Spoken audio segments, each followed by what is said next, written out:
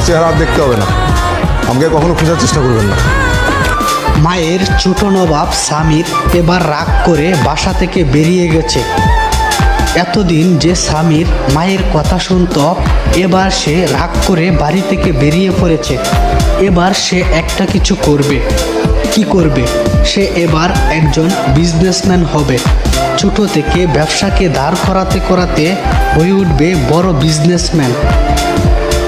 সে তার বড় ভাই এবং মাকে দেখিয়ে দিবে সেও চাইলে পারে জীবনে কিছু একটা করতে। সে তার মায়ের অহংকারকে ভেঙে চুরে টুকরো করে দিবে। সে হয়ে উঠবে শহরের একজন নামকরা বিজনেসম্যান।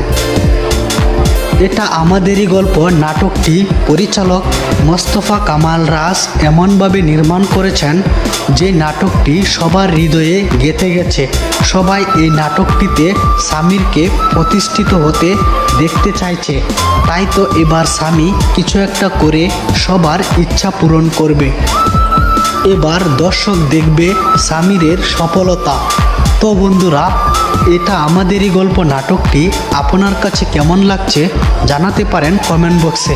ভিডিওটি আজ এই পর্যন্তই। ভিডিওটি ভালো লাগলে অবশ্যই চ্যানেলের সদস্য হয়ে সাথে থাকবেন। দেখা হবে পরবর্তী কোনো ভিডিওতে। বাই।